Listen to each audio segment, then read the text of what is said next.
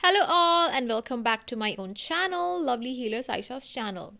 जो पहले की सीरीज़ हैं वो मैंने कंप्लीट कर ली हुई हैं। तो थोड़ी सी सीरीज़ मैंने कंप्लीट की हुई थी जिसमें मैंने 3-4 कार्ड्स के बारे में प्रेडिक्शन दी थी, जो कि हमारी वॉन्ड्स एनर्जी के ऊपर थी, हमारी फायरी एनर्जी के ऊपर थी। यानी मैं ये कह सकती हूँ कि हमारी कार्डिनल, फिक्स और म्यूटेबल साइन जितने भी होते हैं वो किस तरीके से वर्क करते हैं आपकी लाइफ में।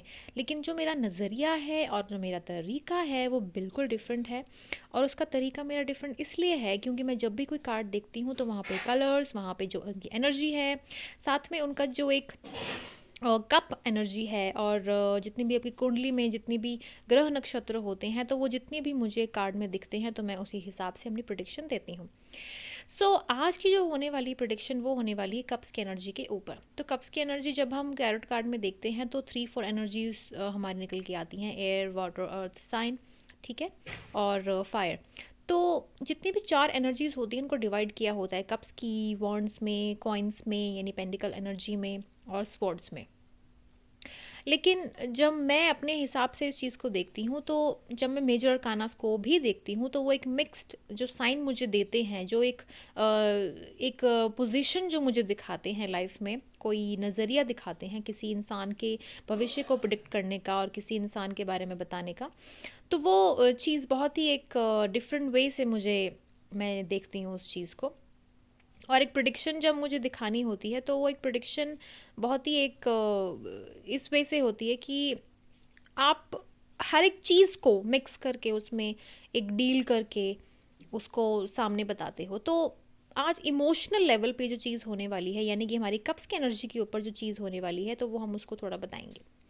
तो कप्स की एनर्जी सबसे पहले तो आपको इमोशंस बताती है, आपके दया चीज़ के ऊपर बताती है, आपकी जितने भी इनसाइड आउटसाइड जो एक वे होता है, ठीक है, चीज़ों को संभाल के रखने का, या अपने ब्रेन में या अपने दिल में या दिमाग में, वो सारी चीज़ें। यानी अगर आप जैसे सपोज करो कि आपका कोई थिंकिंग लेवल है या आपका कोई एक ऐसा लेवल है जहाँ पे आप कोई चीज़ को बहुत टाइम से रखे हुए हो, ठीक है, चाहे वो कोई चीज़ संभालने वाली हो या मेटेरियलिस्टिक हो या कोई भी अलग सी चीज़ हो, मतलब विश फुलफिलमेंट हो, यानी कि आपके कोई ड्रीम्स हों या आपकी कोई इच्छाएं हों, यानी आपकी कोई ऐसी चीज़ हो जहाँ पे आप मतलब कोई चीज़ को पाना चाहते हो। जैसे आप किसी बॉल में या अपने किसी गुल्लक होता है ना किसी किसी के पास एक मनी का, तो उसमें आप फिल करके रखते हो चीज़ों को, कि आप उसको पैसे इकट्ठे करके रखो और एक दिन उसको तोड़ो, एंड देन उसके बाद फिर सारा पैसे इकट्ठे करके अपनी कोई फेवरेट चीज़ खरीदो। तो वही एक एनर्जी कप्स की एनर्जी होती है। किसी की बंद होती है, जैसे क्वीन ऑफ कप्स हमारे पास जो नेक्स्ट कार्ड होता है, तो उसमें एक बंद एनर्जी है, यानी कप्स की है लेकिन बंद है। ओके, उसी तरीके से बहुत सारे कप्स हैं जो ओपनली आपको प्रेजेंट किए जाते हैं। किसी में कोई चीज़ होती है, किसी में नहीं होती है, और किसी में ऐसे इमोशंस होते हैं कि एक डिवाइन की फॉर्मेशन में यहाँ पे चीज़ें आपको दिखती हैं। तो कप्स आपके इमोशंस को, आपकी थिंकिंग एबिलिटी को, आपकी जो इच्छाएं हैं उनको, और आपके जो डील विद करने का तरीका है लोगों के साथ, कि आपको लाइफ में किसको क्या देना है, किसको क्या नहीं देना है, और किस चीज़ के साथ आपके इमोशंस उस चीज़ के साथ जुड़े हुए हैं। ओके, उसके अलावा भी बहुत सारी चीज़ें हैं, लेकिन emotions is something and your dreams are something जो कनेक्ट कर पाते हैं आपकी कप्स की एनर्जी के साथ। तो आगे बढ़ते हैं और पता करते हैं कि किंग ऑफ कप्स यहाँ पे क्या कहना चाहता है। किंग ऑफ कप्स की जब एनर्जी की हम बात करते हैं तो किंग ऑफ कप सबसे पहले तो एक राजा है, यानी किंग है, और कप्स का राजा, यानी कि इमोशनल, एक बहुत ही प्रिय राजा है, दयावान राजा है, ऐसा राजा है जहाँ पे आप बोल सकते हैं कि बहुत ही ज़्यादा इमोशनल लेवल पे आपको अंडरस्टैंड करेगा, एक इमोशनल वे से आपको अंडरस्टैंड करके समझेगा। जैसे एक होता है क्रूर राजा, जैसे तुगलक था ना, उसने कॉइन्स बदल दिए थे, तो उसकी वजह से पूरा का पूरा ख़राब हो गया था सिस्टम उसकी प्रजा का। तो और उसके अलावा अकबर का राज था, हुमायूं का, जितने भी राजा थे, तो उनका एक स्वभाव होता है, एक तरीका होता है। तो उसी तरीके से किंग ऑफ कप्स का जो स्वभाव होता है ना, वो ये होता है कि बहुत ही प्यारा, नरिशमेंट सा, दयावान सा, या तो आप कह सकते हो कि जैसे अकबर था, मे बी वैसे अकबर मैंने आई डोंट नो क्यों कहा, बट जितना भी था, जैसे हम मूवीज़ देखते हैं तो उसके कनेक्शन में हम जैसे बता सकते हैं, तो उतना मैंने आपको बता दिया है। तो दयावान राजा, और फुलफिल जो भी करता है आपकी चीज़ों को लेके, वो दिल और दिमाग दोनों से करता है, ठीक है, दिल और दिमाग दोनों चीज़ें यहाँ पे आती हैं। लेकिन king of energy, king of cups की एनर्जी को देख के एक एक एक चीज़ मुझे यहाँ पे दिखती है कि जब भी मैं इस कार्ड को देखती हूँ तो मुझे कैंसेरियन नज़र बहुत ज़्यादा आती है। और जब भी मैं कैंसेरियंस की बात करती हूँ तो वो दिल और दिमाग दोनों से ही बहुत ज़्यादा सोचते हैं, लेकिन दिल सबसे ज़्यादा रखते हैं। और दिल से सोचना, दिल से काम करना, एक एक दिल की जो एनर्जी होती है ना, कि दिल ने कहा आज ये किया तो यस वो करते हैं। एक प्यार, कन्फेशन, कोई भी दिल से की हुई चीज़, और दिल फेंक टाइप के। तो ये बहुत ज़्यादा एनर्जी जब मैं देखती हूँ किंग ऑफ कप्स को, तो जब भी मुझे दिखती है तो यहाँ पे आ जाती है। ओके तो यहाँ पे किंग ऑफ कप्स में जब मैं और अगर प्रिडिक्शन करना चाहूँ तो मैं ये करूँगी कि यहाँ पे जैसे उसके पास कप है, ठीक है, he is ready, he is totally ready कि आप कोई डिसीजन में आपको आए हो तो मैं डेफिनेटली आपको वो डिसीजन दूंगा और पूरा फुलफिल करूंगा आपके डिज़ायर्स को, एंड आपको बहुत ही प्यार से आपके साथ डील विद करूंगा। देन उसके पास एक डिसीजन मेकिंग, एक होल्डिंग पावर भी है दूसरे हाथ में, जहाँ पे वो उस डिसीजन को भी तय कर चुका है कि यस जो भी है मैं दिल से डिसीजन लूँगा और बहुत अच्छा डिसीजन लूँगा, एक वाइस मैनर में डिसीजंस लूँगा। ये बहुत ही इंट्यूटिव भी है नेचर में, इंट्यूशन बहुत स्ट्रांग होती है कैंसेरियंस के। सबसे पहले तो मैं आपको बता दूं तो इंट्यूशन में बहुत ज़्यादा स्ट्रांग है ये नेचर में। एंड इसका जो एक वे है डील विद करने का, जैसे इमोशनल लेवल पे अगर मैं बात करूँ यहाँ पे, तो पेन कैंसेरियंस, स्कॉर्पियंस, पाइसेंस, यहाँ पे राशि एक और आ जाती है। और मुझे एरीस राशि का भी मुझे यहाँ पे दिखता है, बिकॉज एरीस राशि वाले भी यहाँ पे दिल और दिमाग दोनों के साथ कॉम्बिनेशन बहुत मैनेज कर पाते हैं।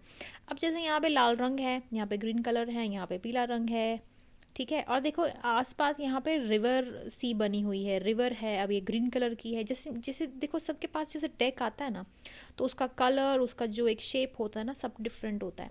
तो जैसे मेरे पास इस डेक का जो फॉर्मेशन आया है, यानी कि जैसे आपको यूनिवर्स कुछ भी देती है ना, तो वो जो यूनिवर्स का देने का जो तरीका होता है ना, उसके ऊपर ही काम चलता है, ठीक है। तो जैसे मुझे यूनिवर्स ने ये टैग दिया हुआ है, तो मुझे जो भी कलर्स मिले हैं, मुझे उसी कलर्स के हिसाब से लग रहा है कि ये ऐसे एरिया में है जहाँ पे या तो हो सकता है कि सैंड हो, जैसे मैंने बहुत सारे यूट्यूब में देखा हुआ है कि सैंड जैसे रिवर जैसे फ्लड आती है ना, उस तरीके से चलती है, तो ये वहाँ का भी हो सकता है। ये पिरामिड जहाँ पे होते हैं वहाँ का किंग भी हो सकता है। तो कल्चर को भी यहाँ पे डिफाइन करता है ये कार्ड, कल्चर के ऊपर भी ये कार्ड डिफाइन करता है कि जब भी कल्चर की बात करते हैं तो बिकॉज बहुत ही डिफरेंट मुझे यहाँ पे कल्चरल चीज़ दिख रही है जो कि मैंने देखी नहीं है, जिस तरीके से मुझे यहाँ पे एटमॉस्फेयर दिख रहा है।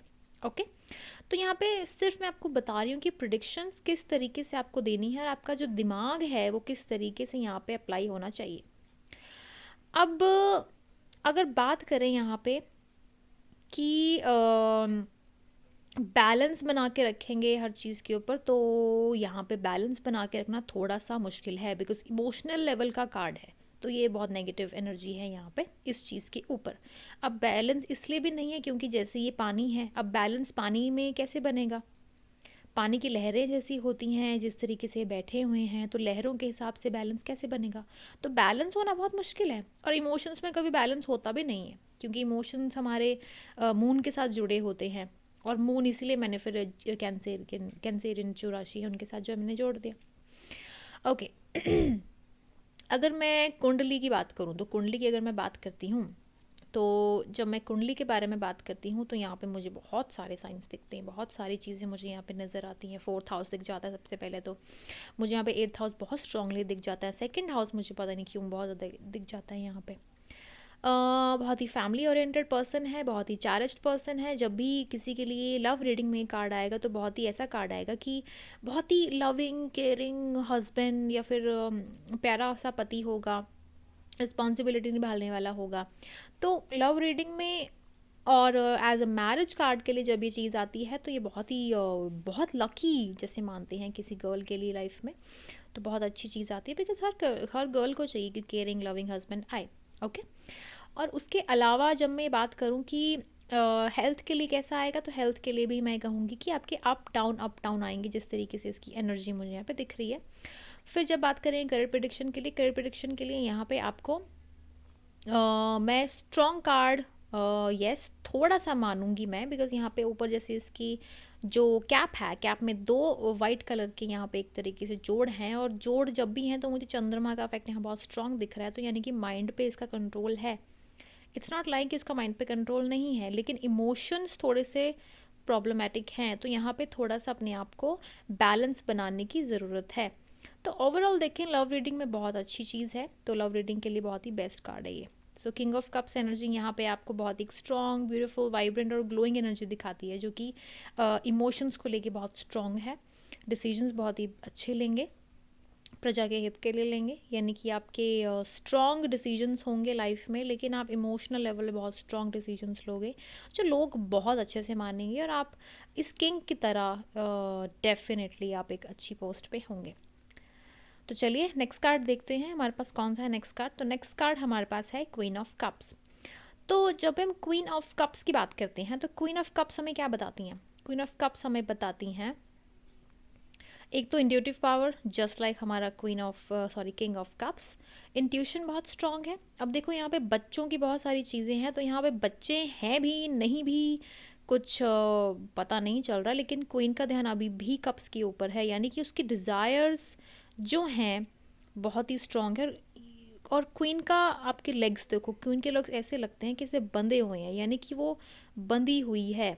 इट्स लाइक अ थिंग, यहाँ पे रिस्पॉन्सिबिलिटी बहुत ज़्यादा है, तो एक रिस्पॉन्सिबल वुमेन, एक इंट्यूटिव वुमेन, एक स्ट्रॉन्ग वुमेन, लेकिन यहाँ पे just because of responsibility she is not able to take care of herself, and she is not able to take care of others as well. अब मैं यहाँ पे देखती हूँ कि जैसे हमारे पास किंग के पास जो लहरें हैं, यहाँ पे जो वेव्स हैं, यहाँ पे सैंड है, जो भी है, सेम यहाँ पे चीज़ मुझे यहाँ पे दिख रही है क्वीन ऑफ कप्स के कार्ड में, सेम चीज़ मुझे यहाँ पे दिख रही है। तो जब सेम चीज़ दिख रही है यहाँ पे, तो यहाँ पे लेकिन एक चीज़ बहुत ही ज़्यादा एक स्ट्रॉन्ग है कि किंग ऑफ कप्स यहाँ पे बैलेंस नेचर में नहीं दिख रहे, लेकिन क्वीन ऑफ कप्स ऐसा लगता है कि किसी आइलैंड पे हैं और साइड से पानी यहाँ वहाँ जा रहा है, तो यानी कि she is there in an island. ये ठीक है, मतलब कि किंग ऑफ कप्स थोड़े से वॉन्डरिंग टाइप के हैं, कि एक वॉन्डरिंग नेचर हो सकती है उनकी, घूमने फिरने वाली एक वॉन्डरिंग नेचर, यानी घूमना फिरना, उनको एक जगह टिक के नहीं रहना, तो फिर बहुत स्ट्रॉन्ग इस टाइप की नेचर। और क्वीन ऑफ कप्स यहाँ पे एक ऐसी नेचर है, गिविंग है, सेक्रीफाइसिंग है, एंड ऑल्सो जैसे अगर मैं कहूँ कि अगर बर्थ वगैरह के बारे में बात आती है किसी की प्रेगनेंसी के ऊपर, तो यहाँ पे मिसकैरेजेस का भी मुझे एक बहुत चांसेस दिखते हैं कि अगर ये कार्ड आता है किसी नेगेटिव वे में। और अगर पॉजिटिव वे में इस कार्ड को लेना हो, तो यहाँ पे यस एक आशा ज़रूर है कि यस एक होप ज़रूर है इस कार्ड में, क्वीन ऑफ कप्स के कार्ड में। ओके और उसके अलावा यहाँ पे अगर मैं बोला जाऊँ कि as a women what you have to do, so queen of wands की जो एनर्जी जो मैंने पिछले वीडियो में बताई थी, वो सबसे बेस्ट एनर्जी होती है, लेकिन queen of cups it's a kind of energy जहाँ पे आप एक वुमेन कैंसेरियन है जो कि अपने हस्बैंड के लिए ही सारा का सारा टाइम स्पेंड करती है, उसके लिए ही सारी चीज़ें देखती है। तो क्वीन ऑफ कप्स की एनर्जी यहाँ पे बहुत ज़्यादा एक स्पेशल एनर्जी या बॉन्ड प्रेजेंट कर रही है। Okay so queen of cups के हाथ में जो एक कप है, जैसे आप देख रहे हैं यहाँ पे, उनका जो कप है वो देख रही हैं कि ये कब खुलेगा या फिर अब ओपन होगा कि नहीं होगा, किस तरीके का है, एक बहुत ही स्ट्रॉन्ग होल्डिंग लॉक्स हैं। She knows it that she can open it but she can not, because यहाँ पे एक प्रॉमिस है, यहाँ पे एक बंधन है, यहाँ पे एक पोजीशन ऐसी है, ठीक है, यहाँ पे एक डिस्करेजिंग मुझे यहाँ पे एक सिचुएशन बहुत ज़्यादा एक स्ट्रॉन्ग नज़र आती है जब मैं क्वीन ऑफ कप्स को देखती हूँ तो। लेकिन इमोशनल लेवल पे she is very very strong, because अगर इमोशनल लेवल पे स्ट्रॉन्ग नहीं हुई तो क्वीन नहीं बनती, और अगर बंदी भी हुई है लेकिन तब भी रिस्पॉन्सिबिलिटीज़ को जिस तरीके से उन्होंने कप को पकड़ा है, बहुत ही एक फेस हैप्पी ही है।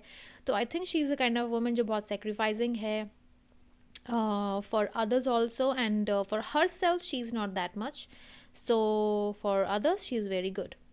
So queen of cups की energy ये है। So I hope that you like my reading. So next reading में हम बात करेंगे knight of cups के बारे में और page of cups के बारे में। Okay, so चलिए, if you like my reading, so please like it. If you want to comment, if you want to share something that you really like to share, then do comment and do share and do like, and definitely आप दूसरों के साथ भी share करें। Okay, thank you so much and Hare Krishna.